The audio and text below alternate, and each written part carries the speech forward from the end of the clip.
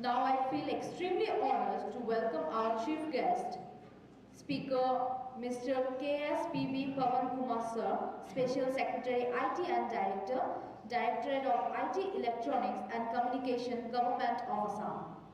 Now I request Professor Sunandar Borwa Sir to please come on the stage and felicitate our esteemed guest.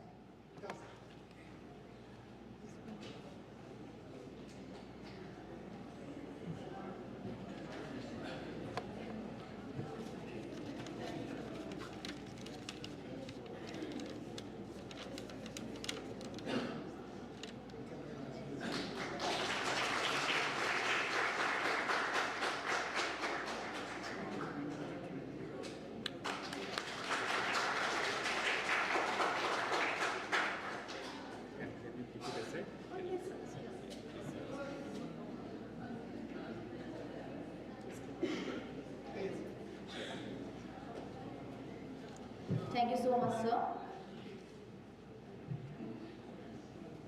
Now I would like to request Professor Sunandar Borwa Sir, Director of Innovation, Startup and Acceleration and Startup Chairperson, Viksit Bharat 2024 attitude, to lay hold the podium and introduce us our esteemed chief guest, Mr. K.S.P.V. Pavan Kumar Sir, to the audience.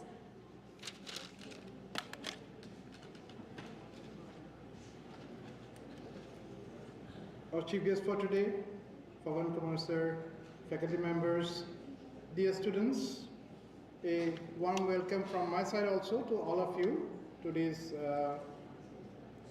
wonderful session that we are going to have and the interaction with Mr. Pavan Kumar Sir. So I take the privilege of introducing our speaker for today. Mr. Pavan Kumar is currently serving as Special Secretary to the Government Information Technology Department. He did his post-graduation in Life Sciences from Jawaharlal Nehru University from 1989 to 91 and belongs to the IFS batch of 1992 allotted to the Assam Meghalaya Joint Cadre of IFS. He was awarded Associate of IGNFA, that's the Indira Gandhi National Forest Academy, diploma, which is MSc in Forestry, after passing out from the Indira Gandhi National Forest Academy, and also holds a postgraduate diploma in Environmental Law and National School of India University, Bangalore.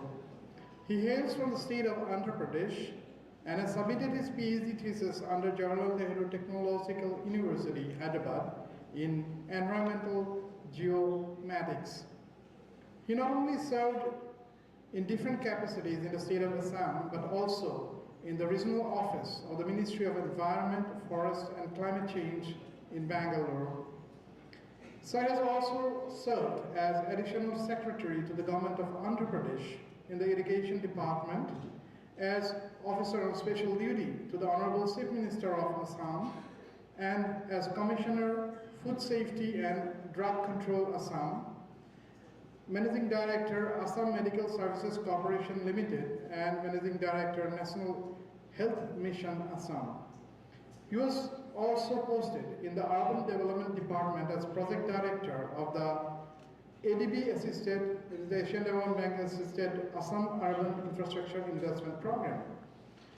He served as the Member Secretary of the Assam State Biodiversity Board, CEO of the Assam Climate Change Management Society, and Project Director of the AFD-funded Assam Project on Forest and Biodiversity Conservation. So, if you say AFD, that's the Agency Francoise de Développement, that's for France. Today, Pavan Kumar Sir will speak on citizen service delivery through Seva Setu in Assam. Please do listen to him very intently, and of course, we'll have a question and answer session towards the later part of the talk. Okay, so once again, I thank you, sir, for accepting our invitation, and a warm welcome to Assam Downtown University. Thank you.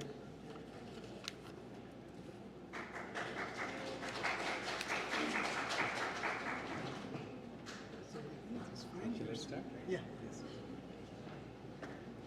So, good afternoon, young friends. So, do I look like that fellow with the tie and blazer and all that, or I look different? So, I am not usually like that. That is only during official meetings and all I am like that. So, otherwise, Aam Aadmi, Mango Man. So, what was the electronic industry in Assam like? If you see, many of you would have been born in 1990s, maybe 2000, last 20 years only. What is the average age like? 20, 21? So you would not have seen those days in the 1980s when electronics, home electronics meant only a TV.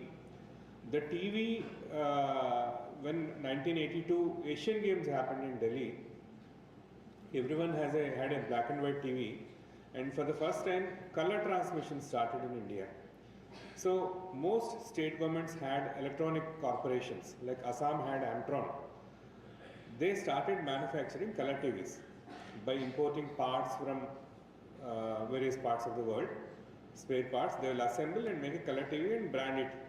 So Assam had an Amtron TV. So Amtron, the Electronic Corporation of Assam, the sole purpose is to manufacture TVs, was to manufacture TVs.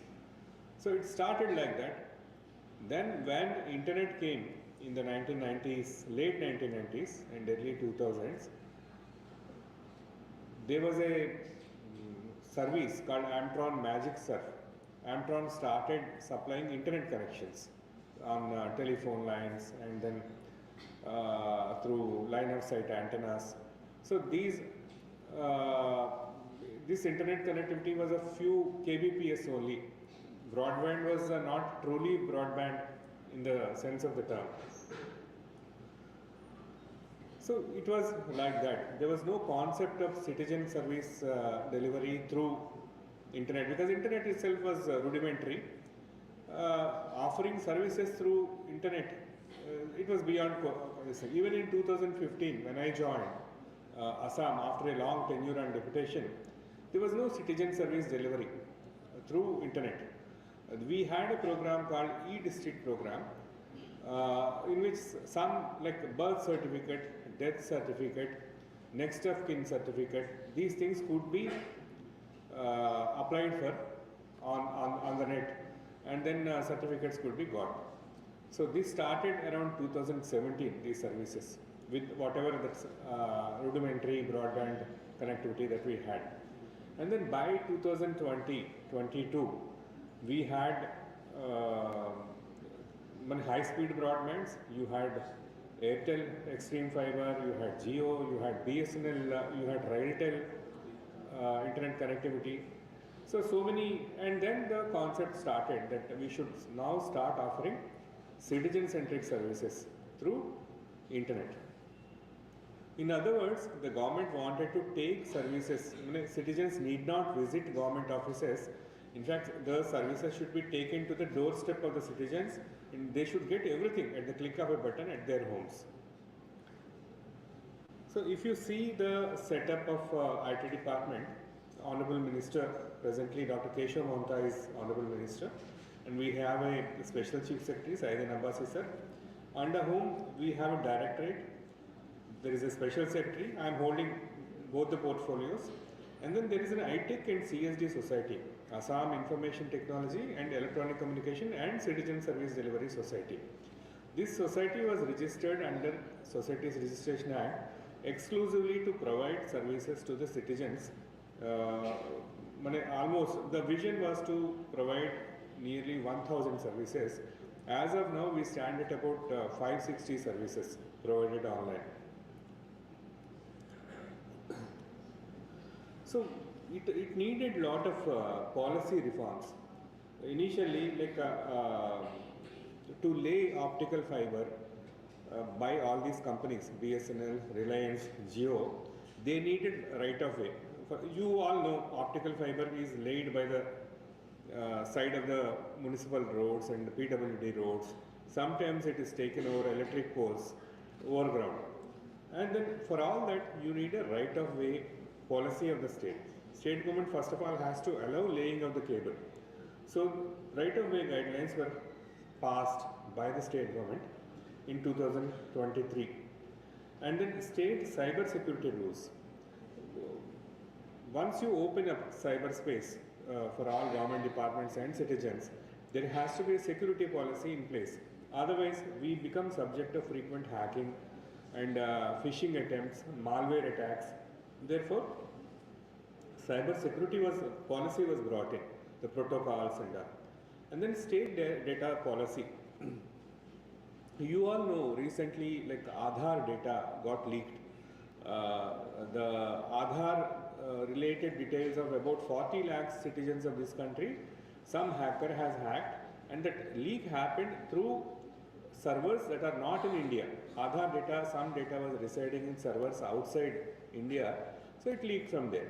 Similarly, there were three other major leakages. So, what to do with where to store the data, how to store the data, all this critical data. You may think that we are individuals, but we are giving out a lot of data. All the browsing data, when you browse internet, is stored somewhere by Google. And then suppose if you search for, you all know that Google creates a search bubble. Suppose if you search for a bicycle or a bike, from next day onwards, your Facebook starts showing you advertisements for a bike or bicycle and all that. So that is called search bubble. They'll all track the data, what you are searching for, and then what are you, what is your age profile, what is your education. All this data, they profile you. So that is residing somewhere.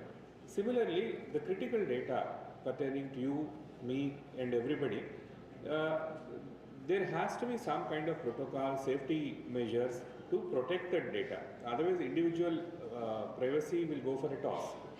So a state data policy was formulated, and then to promote IT industry as such and electronics industry as such in Assam, an IT and industry electronics policy was brought in 2017. And then Assam State Data Center. Our data policy says most of the data of Assam, whatever is there in the state, should reside within the state in government servers. Whatever data you are supplying while applying, say for driving license, that should reside within the servers of Assam, within the state. So to store all that data, a data center, servers are required, a repository of servers.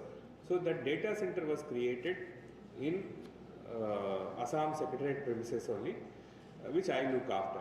So that data center is called Assam State Data Center. It has 500 plus applications of over 55 departments, and it's a militarized zone. High physical security, fire security, cyber security, firewalls, all those are provided.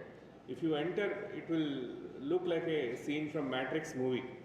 Racks and racks and racks servers will be there, and then it will be, you have to enter. When you enter that, you have to wear a cap and then gloves and suit and all that. Then only you are allowed to enter.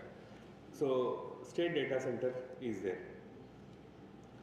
And then telecom also comes under the IT department. That also telecom indicators are also taken as signs of progress. Like what is the penetration of telecom? How many people have access to mobile broadband? How many how many families in the state have access to wired broadband? So these are some of the indices government takes for measuring the progress. So if you see overall teledensity, All India versus Assam, All India on average teledensity is 84.58%. If you 84.58% of all people have some kind of access to a telephone device. In Assam, it's slightly less, 71.31. But if you see wired broadband, we are far behind. All India average is 2.31%. The people in All India, 2.31% of them have access to wired broadband, that is fiber optics. In Assam, it's less than 1%. So, Assam Citizen Centric Services Delivery Platform, which is now called as Seva Setu, is looked after by iTech and CSD Society, and as of now we crossed about 1.2 crore applications. We have number of applications received after it was started in 2022 is 1 crore plus, and 564 services are now onboarded. So National E-Service Delivery Assessment Ranking. This Department of Administrative Reforms of Government of India assesses every state, like how we are faring. So if you see, our rank has improved from 23 to 16 by November 23. We are further improving now. So Assam is progressing. And if you see the journey so far, in 2012, government passed an act called Right to Public Services Act. Certain services are notified as a right of citizens. Citizens have a right to get their services. So after that, in 2017, we had that Seva Setu, which was earlier called as Assam Citizen Centric Service Delivery Platform. It was started with funding from World Bank. So World Bank said, we will provide you $40 million. Now you start this citizen-centric service delivery through internet. By 2021, we had launched with 47 services and then 300 plus public facilitation centers. Now if you see where from these services are delivered, people like you and me who have laptops or desktops at home, we can open the portal and then access the services from there. But what about the villagers? Villagers have no computers, no laptops, so they can visit two kinds of facilities. One is called Common Service Centers, CSCs. There are 17,000 Common Service Centers in Assam, which are basically operated on commercial principles. There are small shops where one or two computers will be there, a printer and a scanner. So these people, if you visit the DTO office, you will find lots of them with computers and all, small shops. So those are citizen service centers, common service centers, where they provide this service also and the other kinds of services. But what is the case with those areas? For example, Dima Hasao is there, Karbi Angang is there, Karbi Angang West is there, or Char areas are there, where people don't have access to services. They don't know anything.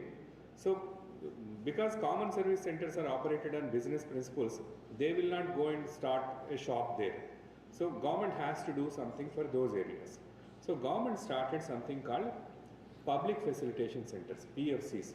Low footfall areas they have taken in interior areas.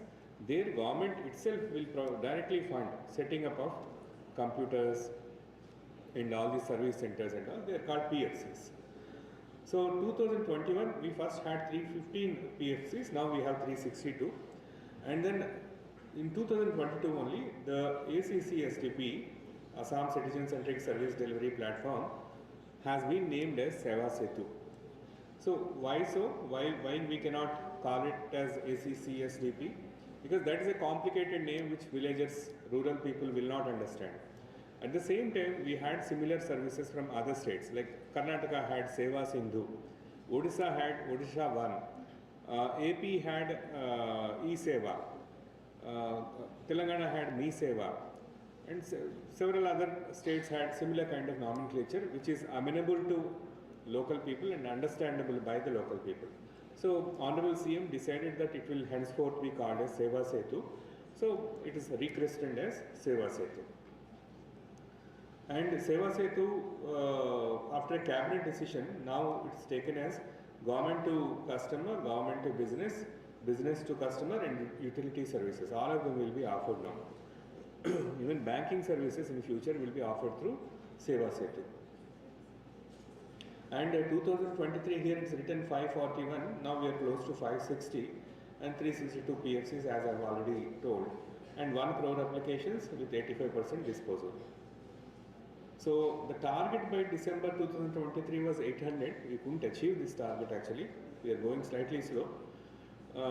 But the vision of Honorable CM of Assam is to take the number of services beyond 1000 in the CCSDP 2.0, the Seva Setu 2.0, which is now coming with World Bank aid. World Bank has already approved a loan of 625 crores for this, and a new project, the project agreement is yet to be signed. And once that starts, I'll tell you what all we are thinking now of doing. So if you see Seva Setu 1.0, The, the target was 145 RTPS services. Like I said, some services were notified as right to public services. They're mandatory rights that are to be provided to the citizens. Target was 145, but we achieved 370. We exceeded the target.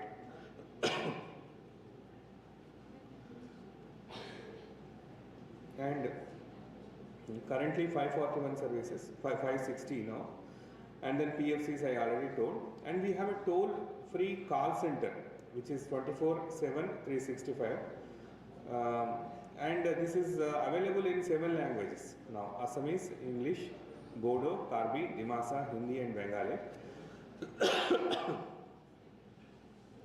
And the target was 1 million applications till June 23. We now achieved almost 10 million applications. And we also distributed a lot of hardware, desktop computers, all-in-one desktops, rugged laptops, printers, scanners, all these to various government departments and schools, colleges, public facilitation centers we distributed so that they can access these services as part of the citizen service delivery.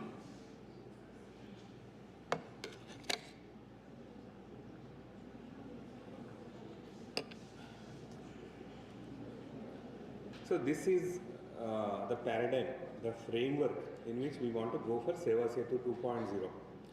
With its World Bank funding, if you see, Seva Setu 2.0 wants to bring PSUs also, services offered by PSUs and services offered by urban bodies. For example, Guwahati Municipal Corporation may offer some services, GMDA may offer some services, and the town municipalities, Zilla Parishads may be offering some services. So all of them, the services, we want to bring it on to the Seva Setu platform. And then skill and employment, like you may be wanting to upskill. When you do your graduation or post-graduation, you may want to learn additional courses. Look for avenues where upskilling can be done. So those avenues are also proposed to be provided through Seva Setu. And then education, online courses and all, access to education institutions, application to education institutions, that can be done through Seva Setu. And social initiatives, social service initiatives, they also can be accessed through Seva Setu 2.0. And we want to have BI dashboard, business interface dashboard, document management, governance management, and rest of the services. And then, like normally what happens, when you go approach Department A in government, you furnish certain kinds of data. For example, you fill up an application form, aapka naam, and then age, father's name and all. Then you go to Department B, again you furnish the same details there, Aadhaar number. So now the opinion is that once a department has a database of say some X, Pavan Kumar, Department B should automatically take data from Department A. The citizen need not again go to Department B or Department C and then give data once more. So the interdepartmental database handshaking, it's called. Databases of different departments should be able to handshake. So that concept is coming. Once you give your Aadhaar, you apply based on that Aadhaar data and then your income certificate, the platform itself should be able to identify what all beneficiary schemes you are eligible for, and it should offer, do you want to apply for this scheme? Do you want to apply for this scheme? That kind of some kind of proactive service delivery is being planned under Seva Setu 2.0. Now the service, self-service through WhatsApp, interactive voice response system, mobile apps and computers are anywhere there. They are all to be integrated into this, and then this 1,000+ services, Honorable CM says that they should be offered over mobile. One need not even have a computer. Over mobile, the services should be able to offer. So this will become reality in coming 2-3 years in Assam. And then OSS is one-stop shop. For all your requirements in a day, it should be enough if you visit Seva Setu portal. So that is called one-stop shop. You need not run around to 10 places to get your certificates or apply for services.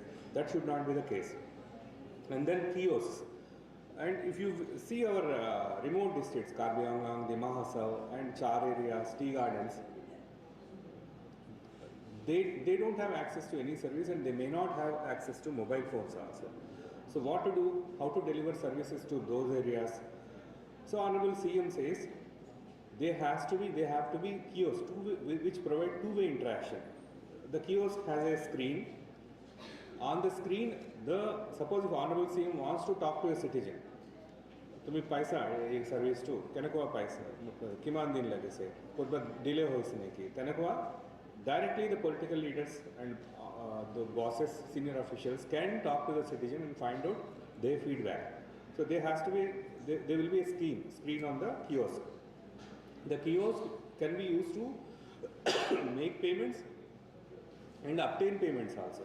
It will be like an ATM integrated with a screen, interactive screen. And these kiosks are being planned in mobile vans also. The van will go, say, once in a week, once in 3-4 days to interior areas and provide services to people of different areas.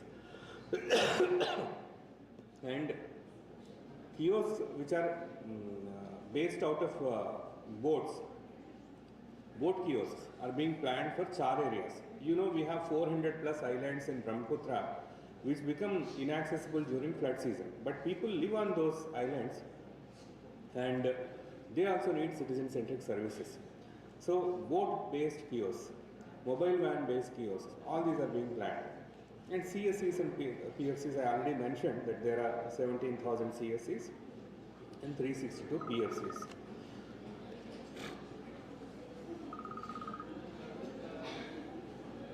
And if you see the right-of-way portal, it accommodates both overground telecom infrastructure and then underground telecom infrastructure. Underground telecom infrastructure is basically optic fiber and overground telecom infrastructure is the mobile broadband which you get on your mobiles. So for both there is a provision made through an online portal. This portal also, anybody to erect a mobile tower or lay an optical fiber cable can apply and get a permission on this portal. The single window system, automated deemed approved. If it passes 60 days, the approval is supposed to be automatic. And then it is also integrated with PM Gati Shakti portal of the central government. And there is an integrated payment gateway. If any fees is to be paid for obtaining these permissions, you can do it online using credit card or Google Pay, that kind of thing. And then I come to Amtron, the initiatives that it had taken. Amtron, I said, started with manufacturing black and white and color TVs in 1984. So it has about 300 plus manpower strength. We have a state backbone for communications that's called Assam State Wide Area Network. Even if there is an earthquake, even if there are floods, this network is supposed to sustain and then work as the backbone. Most severest of emergencies, the S1 is supposed to remain intact and then provide services in emergencies. So Amtron manages S1. S1 in some areas is fiber optic based, in some areas it is microwave based. So microwave towers are there, broadband is there. And then E-District, which was started in 2017 for offering 18 plus services. And then State Data Center project also, Amtron is the state implementing agency. And then we have a tech city. Have you ever heard of a place called Bangora near airport? There is a very nice landscaped area called Bangora. Anybody visited here, Bangora? It's very good for cycling in the evenings. It almost feels like a resort. So Bangora is the designated place for establishing a tech city. We want to have a tech city similar to Bangalore, Pune, Hyderabad, where a lot of IT industries can come, provide opportunities for employment to students. So Amtron is developing that Bongara, 100 plus hectares, and now another 150 hectares is being added to that. And this is the hierarchy. I need not go much into this because at your level it is not necessary also. So I already mentioned about Assam State Wide Area Network. Built as backbone between 2008 and 2010, and 230 POPs are there. POP means point of presence, and then 2,000 kilometers length of optic fiber is laid, and 250 communication towers are there, microwave. So that is the backbone of the state. Somebody says Assam, you should remember that that is backbone for everything else. And we have Assam State Data Center. Like I told, it is in Secretariat premises. It is operational since 2021, and it hosts 500 web applications of 55 state departments. Whatever applications you see for Basundhara portal, Bhumiputro, Arunoday, all those schemes, they are maintained in that in those applications in the data center. And every data center has to have a near DR and far DR. So what is DR? Disaster recovery. So supposing if there's a big earthquake in Assam, this entire data center goes away. So how to protect the data? Some standby has to be there, no backup. So that is called DR, disaster recovery site. So for our state data center, disaster recovery site, we are having in Delhi with a private vendor, Nextra. This is MITE empaneled, ministry empaneled vendors are there. So they offer that that service. We have one there. We have a near DR also. Near DR is nearby the main data center. Main data center, suppose fire accident is there in data center in the secretariat. So Amtron data center in Bamuni Maidan takes over. So near DR, far DR are compulsory. So this is the structure. And we have uptime of more than 99%. All that data center is all the time up. There are no breakdowns. And then we also started one initiative of drone pilot training. Now drones are being employed widely, and then Honorable Prime Minister also started Narendra Modi Drone Didi program. So he says women of this country should be trained as drone pilots. There are a number of drones are employed for recreation. Some of us might be having drones for private purposes. But drones are also employed in survey, they are employed in forestry, they are employed in surveillance. Our Assam Mizoram border issues, drones are employed for vigilance, patrolling. So all these things require skills for flying a drone. So there is a drone pilot training school, and then this drone pilot training school entered into an MOU with IIT Guwahati also. So IIT Guwahati also is one of the training areas for this drone pilot training schools. And then this is a tech city that I mentioned.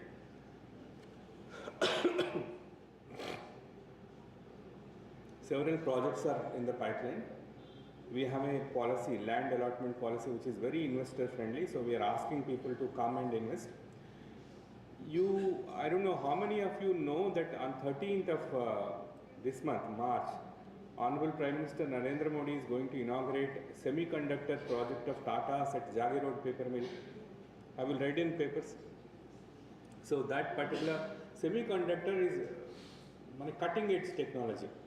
Semiconductor chips, wafers cannot be manufactured everywhere. It needs a dust-free environment. It needs pure water. It needs pure silica. So in India, till now semiconductors has been the domain of companies abroad. One Taiwanese company prepares the molds. Some company in Netherlands makes the boards. So we are totally dependent upon them. So to reduce that dependency and then promote Atmanirbhar Bharat, Honorable Prime Minister now has announced funding from central government at 3 places. So 2 of those places are in Gujarat and 1 place is at Jagi Road. So this particular company is expected to provide about 15,000 direct employment to 15,000 people and indirect employment to 13,000 people. So that is coming. Some of you may very well end up as employees of Tata's in that semiconductor factory. So that is also coming, and a lot of investment is coming. We have software technology park again near airport. So they encourage startups. Somebody is working in IT, somebody is developing apps, they fund, they have an incubation center. So these are all initiatives taken by Government of Assam and Government of India. So these are few visuals of the tech city, how tech city looks at the night. And there is a 5G use case laboratory also.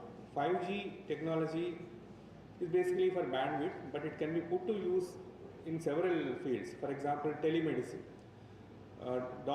Patients in remote areas may not have access to doctors, specialist doctors.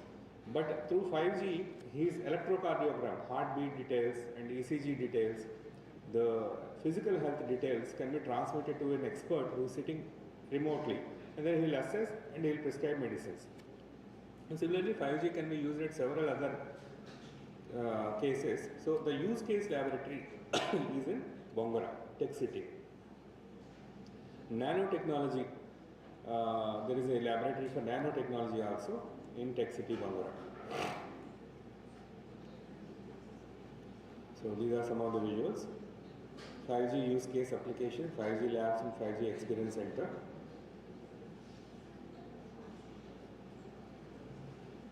Have you ever tried using augmented reality and virtual reality headsets for understanding your geology, botany, physics, chemistry lessons? So you wear basically a headset, and then there is a TV, and then you can touch like this. You can wear a handset, and then physically, suppose a doctor, somebody who is doing MBBS can wants to practice a surgery, he can use, without a physical patient, he can do the surgery by simply hand movements and then looking through the headset. So that is called augmented reality and virtual reality. So that is becoming very common. Like Apple Watch and Apple phone, iPhone that we use, Apple also has a headset. And Jio has a headset. There are headsets costing right from 4,000 rupees to few lakh rupees, which offer different kinds of sophistication. So these can be used even by school children, even those by people who want to learn different languages, want to learn science lessons. So they can be used. They are available in the market. So that is also one 5G use case. That also uses 5G technology. So there is a center for that also, VR and AR in Tech City, Bongara. So health use, I was mentioning about using 5G technology for offering specialized services to patients in the Northeast. So these are some of the, you can see a lady is simply taking photograph of cataract of a person's eye. And this photo will go. The technology will analyze whatever features of his eye and then transmit to a doctor. Doctor will diagnose and prescribe medicines. In the first photo you can see a patient is wearing a chest belt. So his ECG is being sent to a doctor in Delhi so, through 5G technology, and then that doctor will prescribe, diagnose his condition and prescribe medicines. Many of us wear sports shoes like Reebok, Nike and all that. So there is something called supination. Some people walk with outer sole, outer edge of the feet. Some people walk with inner edge of the feet. Some people step little forward. So that measurement is called supination. It differs from person to person, and for athletes and all, and people having walking disorders, putting correct kind of soles matching that supination is necessary so that they walk correctly and they can perform, athletes can perform to the maximum efficiency. So there is a laboratory here measuring that supination also. They will ask you to simply step on a platform kind of a thing that actually measures the curvature of your sole. And then it gives a printout, 3D printing of a sole that is customized to you. So that is also there. So we also have now Aadhaar, like when you give your Aadhaar number for identity verification, you will get an OTP. A OTP you will enter in the website. It says Aadhaar number validated, your identity validated. So that authentication powers also, that technology now is with the state government. Now state government is the authenticator. Earlier it was going to CDAC. So Aadhaar biometric authentication. So our vision for Amrit Kaal is this: all state government services under G2C, G2B, G2E categories shall be made online.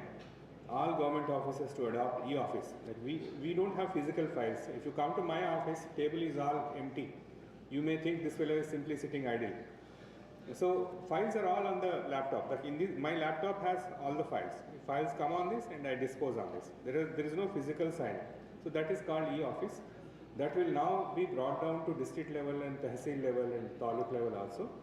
So you will not see any physical files, and you will not find files disappearing. Normally, if somebody wants to harass you in a government office, what does he do? आपका application छुपा देगा, आपका file छुपा देगा. E-office में वो possibility नहीं है, because files can always be traced. And we also plan that 50% of households in Assam to have broadband connectivity, and then we envisage that software exports of the states reach 500 plus crores, and many youth of this state get employment there. Electronics goods exports of the state are envisaged to reach the 1,000 crores, and like I said, 50,000 plus qualified youths Assam wants to employ. And the state to promote emerging technologies for accelerating socio-economic development. So thank you very much. Now, if there are any questions, I am happy to take.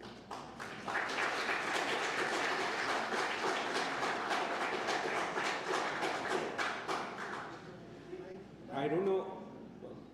Kiman mane apne mane bujiko parile. Target audience, I understand, are graduate students and postgraduate students. So sometimes they might have felt this is going above head. So I try to dumb it down. If there is anything, please ask.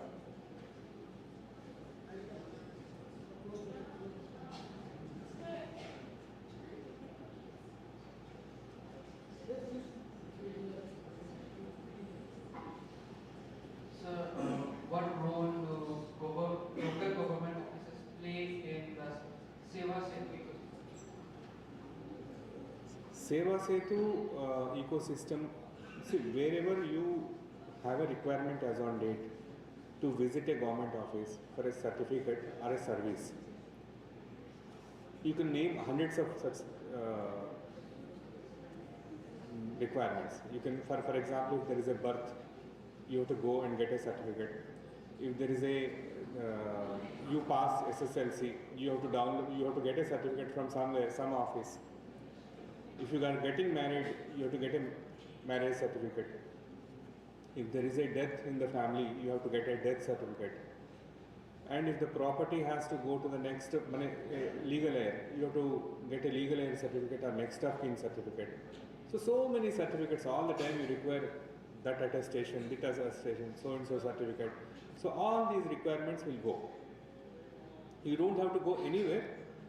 You just have to have an access to internet and the system, either laptop or desktop or nearby PFC or kiosk. So services will come to you. Service. This harassment of visiting government offices for services, that will go away. And not just government services, banking services will come, private services will come. For example, Hero Honda has a new bike, say, and they want to offer it to students at a subsidized price. So they can offer through CSCs, they can offer through Seva Setu. That's how we are visualizing.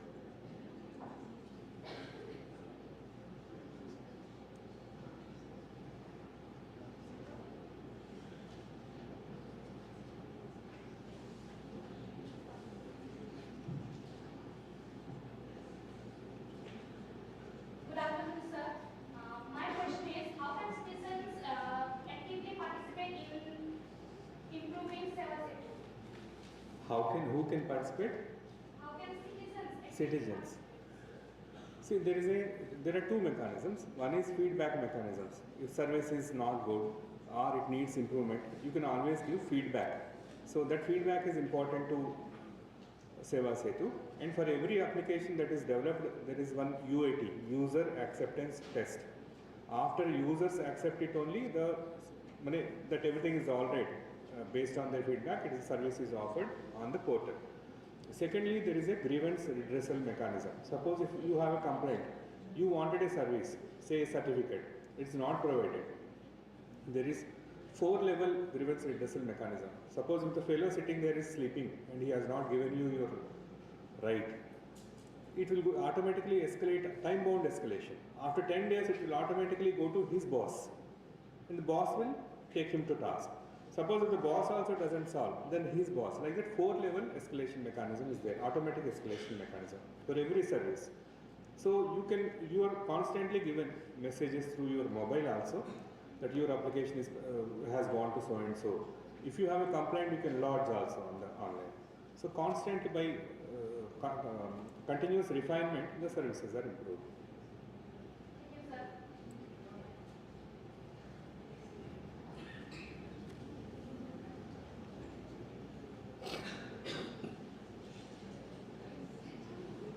Hello, sir.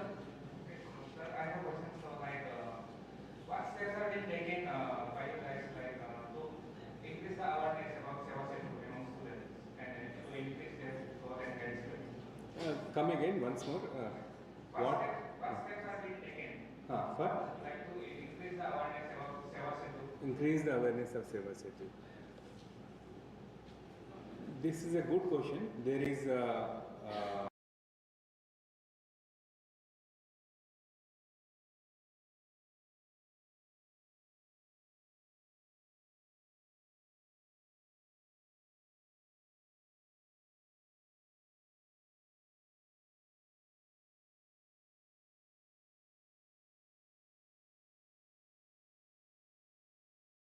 use. So they will go to educational institutions also, and this IEC campaign plays a very important role. I totally agree. And phase 1 also that was there, but it was not that visible. Phase 2 we want to go a big way for IEC. Information Education campaign. Thank you, sir.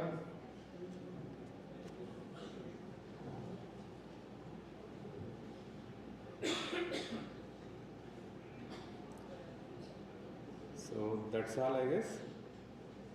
So I have a question. Yes, please. Yes. Now when you see that we have this Kumar app, okay? So when you compare this Kumar app with this Seva Setu, what's the difference? Well, Umang also supposed to talk about the government certificate. Yeah, Umang is We have digital Umang is a central government framework for developing apps and portals. It's a framework given by central government. Like we have standard website framework, like that Umang is some kind of framework. So all states are supposed to use Umang, and we are also syncing our apps and portals very close with Umang. And then the digital public infrastructure has 3 components: digital payment system, and then digital validation, and like Aadhaar is one, authentication. Then the UPI system that we have is also digital public infrastructure. And then the information flow between these two, that also constitutes one part of the digital public infrastructure. So digital public infrastructure is a big subject in its own right, and I believe students should learn these things. These things should come into curriculum: digital public infrastructure, AI, big data, data analytics, machine learning. Now, recently there was a meeting chaired by the designated Chief Secretary Dr. Ravi Kota under directions from Honorable CM on introducing these subjects into the syllabus of students of all subjects, in school level also, in college level also, in university level also. And it is being envisioned that there are startups working in this field, educating students. So their help will be taken, they will be brought to universities. So maybe you will also see such initiatives very soon. So thank you very much, and best wishes to all the young friends. Yes, please. Yes. I have a small question, not of course related to Seva Setu, but more on the semiconductor facilities that we are setting up in Jagadpur. So, as far as I understand, you mentioned about 3 such facilities, 2 in Gujarat and 1 here in Assam. And my personal understanding is here it will be more of an assembly unit rather than a fabrication unit, isn't it? So, again, from my previous knowledge, I have been teaching semiconductor for a long time now. So, Brahmaputra sand has a lot of silicon content. Okay. So, but then we are not thinking about fabricating silicon ingots here or even in the silicon wafers, but rather it's more of an assembly unit. Okay. So, I mean, is there any reason behind that, or is the weather, or what is the reason for this decision? What I came to know is that water has to be very pure for manufacturing semiconductors. Second thing is the silica has to be of one particular quality. Whether in their tests, in tests conducted by Tata's, these 2 factors were decided favorably or otherwise, that I don't know. But when the first meeting happened of Tata team with the Honorable CM, in which all senior officials were there, I was also present. And then CM sir gave so many incentives. He says there are 2 national parks. Kaziranga is on one side and Pavitra on another side. So for recreation towards weekends, I will get a cricket stadium constructed for your employees. I'll put a Kendriya Vidyalaya in place. I'll build staff quarters. So many incentives he has given, and the expense of that plant is 27,000 crores. So if it has come to Assam, credit really goes to our Honorable CM. And I wish and hope that many of you end up as scientists and senior officials, management officials in that particular facility, and you will bring name and fame to Assam. Thanks, sir. Thanks so much.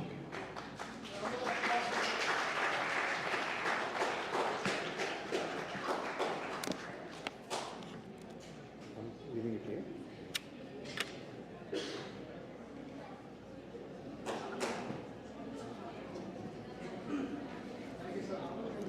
Thank you so much, sir, for sharing your valuable thoughts with us. Now, as we came to an end, I would like to thank EduDue for organizing such a wonderful event. Thank you, respected faculties, esteemed guests, for sharing your valuable insights, guiding and mentoring us. Thank you so much that you all have given your precious time and your collective efforts to us, my dear audience. Thank you so much, everyone.